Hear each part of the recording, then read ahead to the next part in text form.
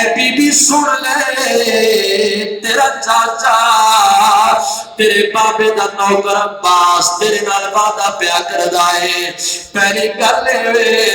پانی ضرور آسی تے اے بی بی جے کر پانی نہ آوے جے کر کسے مجبوری دی وجہ تو پانی نہ آیا پر تیرے چاچے عباس نے بھی واپس نہیں آنا اے بی بی تیرے چاچے دا تیرے نال وعدہ ہے پہلی گل اے پانی ضرور آسی تے اے بی بی پر سن لے مدینہ نہیں ہے مکہ نہیں ہے نہ سن لے جنگ دی میرے اجازت نہیں ملی اے بی بی جے کر مجبوری دی وجہ تو پانی نہ ہوئے اے بی بی پر ناراض نہ ہوئے پہلی کر لے تیرا چاچا تیرے نال وعدہ کر رہے ہیں پانی ضرور لے کے آسی جے کر مجبوری دی وجہ تو پانی نہ آیا پر تیرے چاچے عباس نے بھی واپس کوئی آونا جناب غازی عباس پاک وعدہ فرما کے روانہ ہوئے نے قبلہ گھوڑے کا رخ فرمایا دریائے فرات وال نہر فرات وال گھوڑا روانہ ہوئے قبلہ گھوڑا سامنے 500 یزیدی فوج دا دستہ موجود سامنے 500 یزیدی کتے موجود انہاں دے وچوں ایک یزیدی بول کے آکھدا ہے اے عباس ذرا دسنا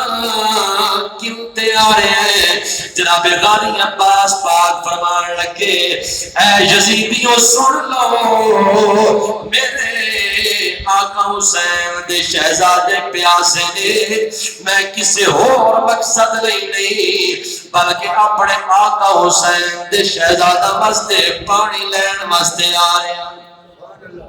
فرمایا نہر فرات وال پانی لین جا رہے ہیں اللہ اکبر کبیرہ ہن جس ٹائم یزیدی نے سنیا نا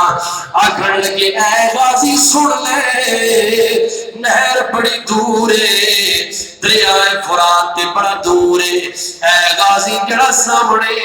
500 ساڑی فوج دا دستہ موجود ہے جڑا ساڑا 500 فوجیاں دا دستہ موجود ہے غازی نہر تک پہنچنا بڑی دور دی گل ہے پہلے ساڑا مرگا تے تروڑ کے وکھائے سامنے جڑی فوجیاں دی لین موجود ہے یہ پارا اے لین تروڑ کے دے وکھا